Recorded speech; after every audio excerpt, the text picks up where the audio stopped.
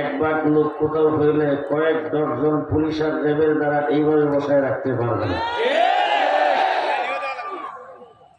দেশটা মুসলমানের দেশ, কথা আসতে বললেন বাইরের লোক যেন না শুনে। দেশটা কার দেশ? দেশটা মুসলমানের দেশ। ইতিহাস সাক্ষ্য দিয়েছে, আপনারা কথাগুলি ভালো করে মনে রাখবেন। পৃথিবীর মানচিত্রে ইউরোপে একটা দেশের নাম স্পেন। স্পেন ব্রিটিশ বা ইংরেজ দখল করে 800 বছর পর্যন্ত মুসলমান শাসন করার পরে স্পেনের ক্ষমতা দখল করেছে ইংরেজ। কে? কথা ভালো করে শুনবেন। আমাদের এই ভারতবর্ষ 800 বছর মুসলমান শাসন করার পরে ভারতবর্ষের ক্ষমতা দখল করেছে ইংরেজ। মনে রাখেন, ভালো করে শুনবেন। স্পেন 800 বছর মুসলমান শাসন করার পরে ক্ষমতা দখল করলো কে? ভারত উপমহাদেশ 800 বছর মুসলমান শাসন করার পরে ক্ষমতা দখল করেছেন কে? ইংরেজ। স্পেন ইংরেজ ক্ষমতা দখল করে গোটা স্পেনের ভিতরে হাজার হাজার মসজিদ ছিল, মসজিদ সব ভেঙে চুরমার করে দিয়েছেন। মসজিদগুলো দখল করে সরকারি অফিস আদালত বানিয়েছেন। সমস্ত মাদ্রাসাগুলি বন্ধ করে দিয়েছেন। মুসলমানদের সমস্ত কোরআনগুলি আগুন দিয়ে জ্বালাইয়া দিয়েছেন। সমস্ত মুসলমানকে একদিনে হত্যা করে ধোঁকা দেওয়ার জন্য বলেছেন মসজিদে প্রবেশ করে নিরাপত্তা দেওয়া হবে। আমাদের স্টিমারগুলি সাগরের কিনারে রাখা আছে, সেইগুলিতে আরোহণ করে নিরাপদ স্থানে পৌঁছায় দেওয়া হবে। মুসলমান হাত পা গুটায় যারা স্টিমারে আরোহণ করেছিলেন, স্টিমার সাগরের মধ্যখানে নিয়ে বীজ দিয়া ছিদ্র করে সমস্ত মুসলমানকে সাগরের মধ্যখানে পানিতে ডুবাইয়া মেরেছেন। মসজিদের ভিতরে যারা আশ্রয় গ্রহণ করেছিলেন, মসজিদের ভিতরে বাহিরে পেট্রোল দিয়ে সমস্ত মুসলমানকে জ্বালায়া হত্যা করেছেন। স্পেনে বিশাল বড় বড় মুসলমানদের লাইব্রেরি ছিল, ওই সমস্ত লাইব্রেরিগুলোর কিতাবাদি দিয়ে সাগরের মধ্যে 8 ল্যান্ডের রাস্তা বানানো হয়েছে। ক্ষমতা দখল করার পরে মুসলমানদের যাতে কোনো একটা কাগজের টুকরাও না থাকে, এই জন্য আলাদা মন্ত্রণালয় কায়েম করে 55 বৎসর স্পেনের জমিন থেকে মুসলমানদের থাকা তাফসীর হাদিস সবকিছু বিদায় করেছেন। গোটা স্পেনের জমিনে কোথাও আযান হতো না, স্পেনের জমিনে একজন মুসলমান ছিল না, স্পেনের জমিনে এক কপি কোরআন শরীফ রাখা হয় নাই। গোটা স্পেন থেকে ইসলাম আর মুসলমানকে বিদায় করেছে ব্রিটিশ। এই কি মনে থাকবে? জি, মনে থাকলে বলুন তো, স্পেনের ক্ষমতা দখল করেছেন কে? ইংরেজ। ইংরেজ ক্ষমতা দখল করে কি করেছেন? স্পেনের জমিন থেকে ইসলাম আর মুসলমান কোরআনকে বিদায় করে দিয়েছেন। এবার শুনেন, একই ক্ষমতাসীন, একই অস্ত্রের মালিক, একই ক্ষমতার মালিক, একই শক্তির মালিক সেই ব্রিটিশ, সেই ইংরেজ আমাদের এই ভারতবর্ষকে দখল করে নিয়েছেন। ভারতবর্ষ দখল করার পরে 200 বছর এই দেশের মানুষকে শোষণ করেছেন। হাজার হাজার মাদ্রাসা ভেঙে দিয়েছেন, মসজিদগুলোকে গোড়া রাস্তাবল বানিয়েছেন। একদিনে 14,000 আলেমকে ফাঁসির কাস্টে ঝুলাইয়েছেন। 3.5 লক্ষ আলেমকে আগুনে পোড়ায়া, পানিতে ডুবাইয়া, ফাঁসির কাস্টে ঝুলাইয়া হত্যা করেছেন। 3.5 লক্ষ কোরআনের কপি একত্রিত করে আগুন দিয়ে জ্বালাইয়া দিয়েছেন। হাফেজে কোরআনদেরকে হত্যা করেছেন, আলেম উলামায়ে কেরামকে হত্যা করেছেন। অনেক কিছু করে 200 বছর চেষ্টা করে একদিনের জন্য এই দেশ থেকে ইসলামকে বিদায় করতে পারে নাই। পার্থক্যটা বুঝলে আজকের ওলামা পরিষদ বুঝে আসবে, আজকের সম্মেলন বুঝে আসবে, বাংলাদেশের শাপলা চত্বরে বুঝে আসবে। কথা আমার এইটাই, আজকে এই কথাটাই আমি আপনাদের সামনে বলবো, আর কোনো কথা নাই। আমার সংক্ষিপ্ত আলোচনা এখানে শেষ। বুঝলে ভালো করে আমার সাথে সারা দিবেন। স্পেন ইংরেজ দখল করার পরে সেখান থেকে ইসলাম বিদায়, আর আমার ভারতবর্ষ ইংরেজ দখল করার পরে 1 সেকেন্ডের জন্য এই দেশ থেকে আযানকে বিদায় করতে পারে নাই, টুপিদারিকে বিদায় করতে পারে নাই, কোরআনকে বিদায় করতে পারে নাই, ইসলামকে বিদায় করতে পারে নাই। এবার আমেরিকার একই ক্ষমতাধর ওখানে পারলো, এখানে কেন পারলো না? ভালো করে বুঝেন, ইতিহাস ভালো করে মনে রাখবেন। যুবক ভাইয়েরা, স্কুল কলেজ ইউনিভার্সিটির ছাত্ররা যারা এখানে আগমন করেছেন, যারা শিক্ষক যারা আগমন করেছেন, ইতিহাস আমাদেরকে ভুলাইয়া দেওয়া হচ্ছে। ইতিহাস ভালো করে আমাদের কাছ থেকে শুনবেন, সঠিক ইতিহাস আমাদের কাছ থেকে নেবেন, উলামায়ে কেরামের কাছ থেকে নেবেন। স্পেন ক্ষমতা দখল করে, স্পেনের ক্ষমতা দখল করে ইংরেজ, ওখান থেকে ইসলাম মুসলমানকে বিদায় করে দিতে পারলো, আমাদের এখান থেকে কেন পারলো না? ভালো করে বুঝে রেখেন, এখান থেকে এই জন্য পারে নাই, এখানকার মুসলমানেরা বড় বড় লিডার ছিল, এখানকার হিন্দুদের বড় বড় লিডার ছিল, বড় বড় নেতা ছিল, বড় বড় রাজনৈতিক পার্টি ছিল। কোন পার্টির সভাপতি, সেক্রেটারি, কোন দলের লিডার, কোন জেনারেল শিক্ষিত কোন ব্যক্তি ইংরেজের বিরুদ্ধে একটু শব্দ করার সাহস পাই নাই। যদি সর্বপ্রথম ইংরেজের বিরুদ্ধে যুদ্ধের ঘোষণা যদি কেউ দিয়ে থাকে, একজন আলেম দিয়েছেন, তার নাম শাহ আব্দুল আজিজ মুহাদ্দিস দেহলভী রাহমাতুল্লাহ।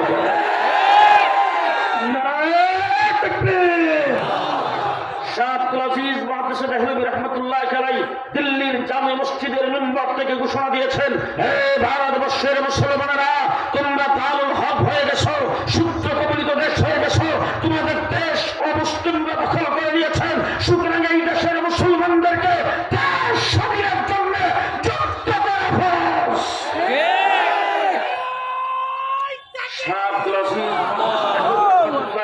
সেই ফতোয়া দেওয়ার পরে 200 বছর এই দেশের জন্য লড়াই আমরা করেছি।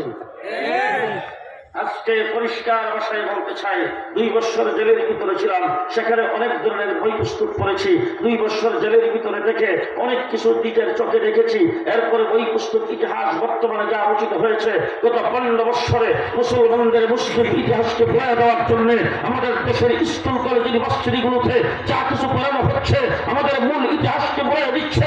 সঠিক ইতিহাস ভালো করে শোনেন। আলেম ওলামায়ে কেরামকে দেখলে যারা মনে করেন স্বাধীনতা বিরোধী, দেশের জন্য তাদের কোনো অবদান নাই, পরিষ্কার ভাষায় বলতে চাই, আমার কাসেম নানতুবির জন্ম না হলে দেশ স্বাধীন হতো না, আমার মাহমুদুল হাসান দেওবন্দির জন্ম না হলে দেশ স্বাধীন হতো না, আমার হুসাইন আহমদ মাদানির জন্ম না হলে দেশ স্বাধীন হতো না, আমার হাতিবুল উম্মতের জন্ম না হলে দেশ স্বাধীন হতো না, আমার জাফর আহমদ উসমানী, শিবলি আহমদ উসমানী পতাকা উত্তোলন না করে দেশ স্বাধীন হতো না।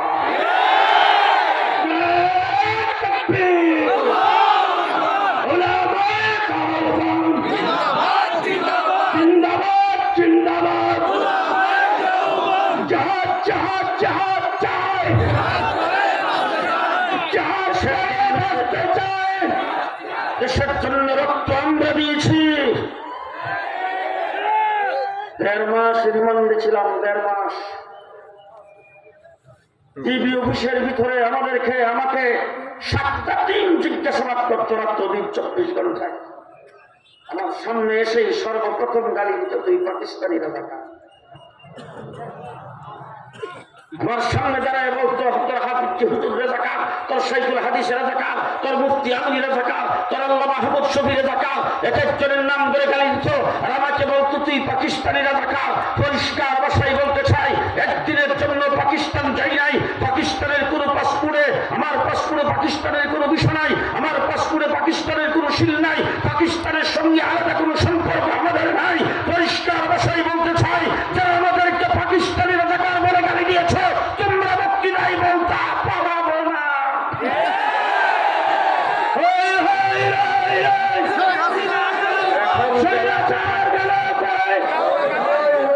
বক্তৃতাই বলতা পালাবো না, এখন কোথায় গেছো? দাদার বাড়ি। এদেশের আলেম ওলামায়ে কেরাম পাকিস্তানি রাজাকার নয়, আমরা পাকিস্তানি রাজাকার নয়। তোমরা যারা বর্তমানে ভারতে গিয়েছ, তোমরা সবাই ইন্ডিয়ান রাজাকার।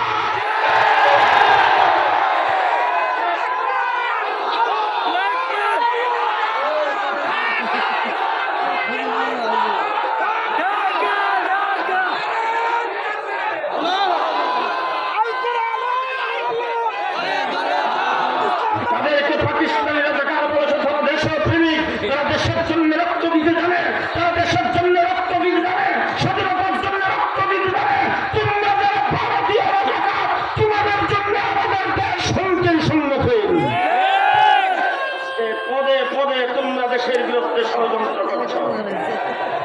না ঠিক?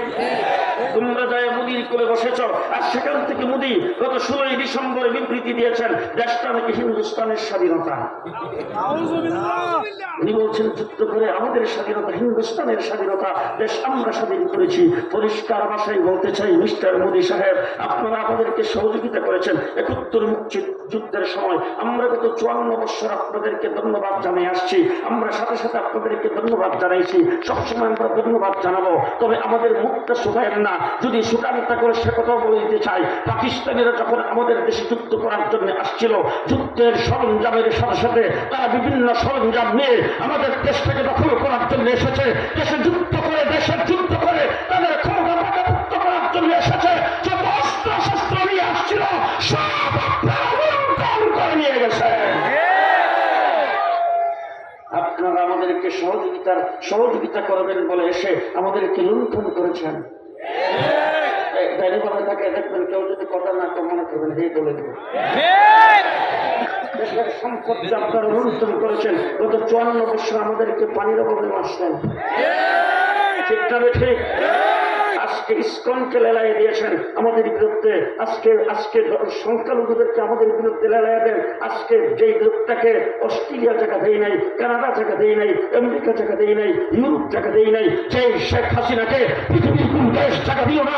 যে শেখ হাসিনার বিরুদ্ধে পুরা বাংলাদেশের সমস্তরের মানুষ একত্রিত হয়ে লাঠি ডান্ডা দিয়ে আমরা এখান থেকে দৌড়েছি, তাকে আপনি তুলে বসেছেন, তাকে প্রমাণ করে আপনি বাংলাদেশের শত্রু।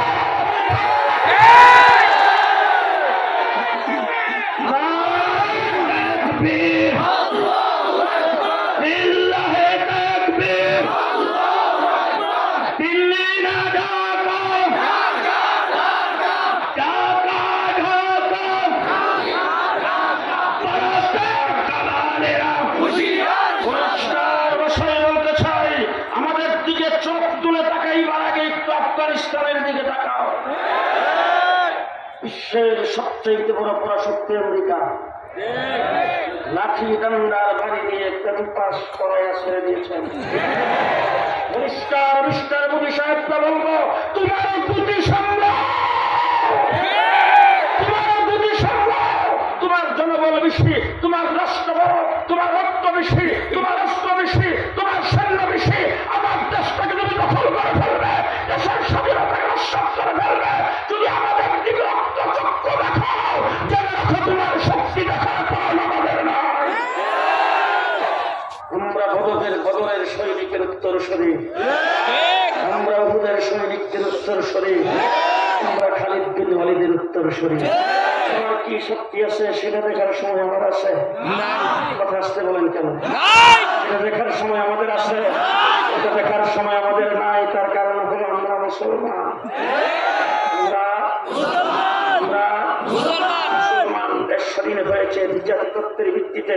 ইংরেজ এই দেশ থেকে চলে গেছেন, একটার নাম হল হিন্দুস্তান আর একটা পাকিস্তান, একটা হিন্দুস্তান আর একটা পাকিস্তান। এবার শেষ কথা আপনাদের সামনে বলতে চাই, আমরা কোন ভাষায় কথা বলি? আমরা জাতে কি? বাঙালি। এবার কলিকাতার মানুষ কোন ভাষায় কথা বলে? বাংলা। তারা জাতে কি? বাঙালি। এখন আপনারা বাকি ওয়াজটা করবেন, আমার ওয়াজ শেষ, আপনাদের কাছ থেকে বাকি ওয়াজটা শুনতে চাই। কলিকাতা হলো হিন্দুস্তানের অংশ, আমরা হলাম পাকিস্তানের অংশ।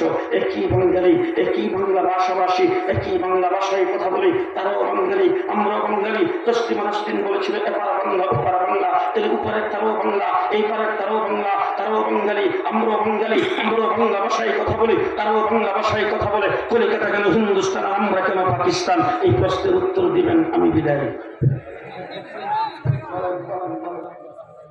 আমরা কেন পাকিস্তানের অংশ হলাম আর তারা কেন হিন্দুস্তানের অংশ হলো? মুসলমান বলেন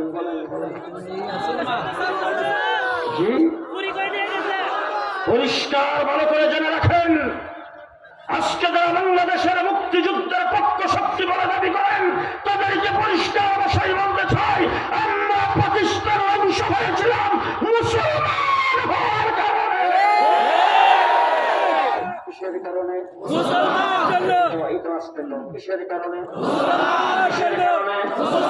মুসলমান হওয়ার কারণে এবার জিজ্ঞেস করতে চাই, 1971 সনে পশ্চিম পাকিস্তানের দেখেন আমাদের বিরুদ্ধে ষড়যন্ত্র শুরু করেছেন, আমাদের অধিকারের উপর হস্তক্ষেপ করেছেন, আমাদের উপর যখন নির্যাতন করতে শুরু করে দিয়েছেন, আমরা যখন মুসলিম হয়েছি তখন মুসলিমেরা জালিমদের বিরুদ্ধে অস্ত্র ধরে যুদ্ধ করেছি মাত্র 9 মাস। কয়দিন? 9 মাসে যুদ্ধ করে আমরা দেশ স্বাধীন করেছি। এবার আরেকটা প্রশ্নের জবাব দিবেন, কাশ্মীর স্বাধীনতা যুদ্ধ করে কয়দিন? 72 বছর। কাশ্মীর স্বাধীনতা যুদ্ধ করতেছে হিন্দুস্তানের অংশ, 72 বছর আজ পর্যন্ত স্বাধীনতা অর্জন করতে পারে নাই। আসামের দিকে তাকায় দেখেন 40 বছর স্বাধীনতা যুদ্ধ করতেছে, আজ পর্যন্ত স্বাধীনতা অর্জন করতে পারে নাই। তাকায় দেখেন ত্রিপুরার দিকে 40 বছর স্বাধীনতা যুদ্ধ করতেছে, আজ পর্যন্ত স্বাধীনতা অর্জন করতে পারে নাই। আজকে যারা মুক্তিযুদ্ধের পক্ষ শক্তি বলে, আজকে যারা বাংলাদেশ থেকে গত 15 বছর পর্যন্ত শুধুমাত্র মুক্তিযুদ্ধের দোহাই দিয়ে তোমরা যারা শোষণ করেছো, তাদেরকে পরিষ্কার ভাষায় বলতে চাই, আমরা যদি হিন্দুস্তানের অংশ হতাম, আমরা 70 বছর যুদ্ধ করে স্বাধীনতা অর্জন করতে পারতাম না। 71 মাসে স্বাধীনতা লাভ করেছে মুসলিম হওয়ার কারণে। আমাদের স্বাধীনতার মূলে কি? আর আসতে আমাদের স্বাধীনতার মূলে কি? আমাদের স্বাধীনতার মূলে কি? ইসলাম। এখন ইসলাম থেকে কতদিন রাখবেন? কতদিন রাখবেন? পরিষ্কার ভাষায় বলতে চাই, বাংলাদেশের স্বাধীনতা থাকলে ইসলাম থাকবে, ইসলাম থাকলে স্বাধীনতা থাকবে। দুইটা একইটা রূপে মনে থাকবে তো? স্বাধীনতা থাকলে ইসলাম থাকবে। স্বাধীনতা আছে বলেই আজকের ওলামা পরিষদ, স্বাধীনতা আছে বলে আজকের এত বড় মাহফিল। কথা কয় না? গত 15 বছর পরাধীন ছিলাম, কোন স্টেজ আমাদের জন্য নিরাপদ ছিল না, মসজিদের ইমামের মেহরাব নিরাপদ ছিল না, কোন মসজিদের খতিবের মিম্বর নিরাপদ ছিল না। ঠিক না বেশি? স্বাধীনতা থাকলে ইসলাম থাকবে, ইসলাম থাকলে স্বাধীনতা থাকবে। বাংলাদেশের স্বাধীনতার উপর কেউ আক্রমণ করে, যদি আমার ইসলামের উপর যদি কোনো ব্যক্তি আক্রমণ করে, তাইলে আজকে আমি আপনাদের কাছে শুনতে চাই, 2 হাত উঁচু করে বলবেন, বুক টান করে দাঁড়ায় কি বলতে পারবেন যে কেল্লা কাঁপায় দেবে, ইসলাম দেবে না।